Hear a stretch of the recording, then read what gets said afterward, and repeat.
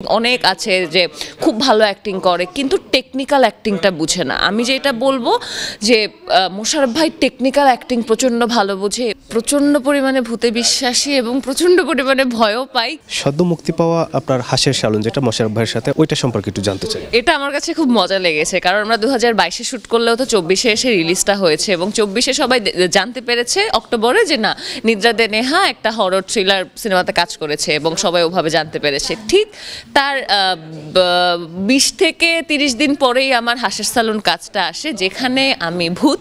So ওটা দেখার জন্য আপনাদের যেমন শরতের জবাতে জবা এবং বেলির মধ্যে কে ভূত এটা আসলে ঠিক বলা যাচ্ছে না। সো এটা দেখার জন্য আপনাদের আইস্ক্রিন দেখতে হবে।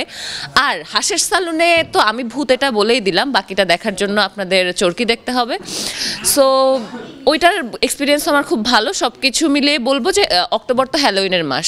সো হ্যালোউইনের মাসে আমার পরপর 2টা হরর কাজ এসেছে, এটা ভালো লাগে, বাট আমি ভূত প্রচণ্ড ভয় পাই।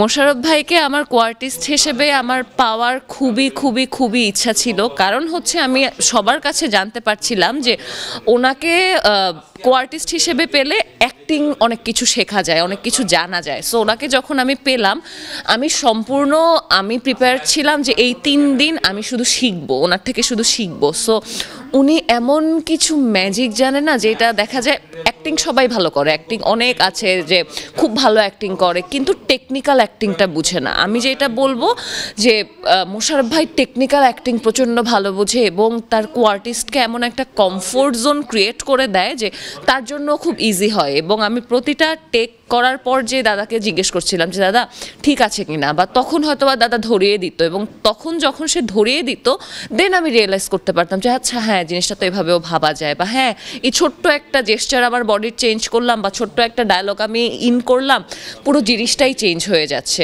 সো মোশাররফ ভাইয়ের সাথে আমি আরও অনেক কাজ করতে চাই শুধুমাত্র জানার জন্য।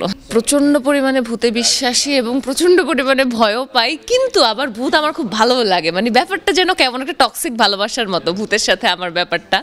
সব যেমন প্রতিদিন রাতে হচ্ছে আমি ভূত এফএম শুনবই। আমি ভূত এফএম প্রায় আমার কানের মধ্যে এয়ারপড গুঁজে আমি 1-1.5 ঘন্টা এপিসোড শুনতে শুনতে আমি ঘুমাবো। এটা আমার ডেইলি লাইফের রুটিন। সো শুনতে শুনতে অ্যান্ড পড়তে, আমি হরর সিনেমা প্রচণ্ড ভালোবাসি, একা দেখতে ভয় পাই। সো দ্যাটস ওয়াই হচ্ছে আমি পার্টনার বা আমার ফ্রেন্ড সার্কেল সবাই আমরা সিনেমা দেখি। বাট তারপরে যখন রাতের বেলা একা একা ওয়াশরুমে যেতে হবে আমার, তখন চাপটা খেয়ে যাই প্রান্তরকে জাগায় যে প্রান্তর আসো না আমার সাথে। সো আমি ভয়ে যেমন পাই, বিশ্বাসও করি, আবার মজাও লাগে।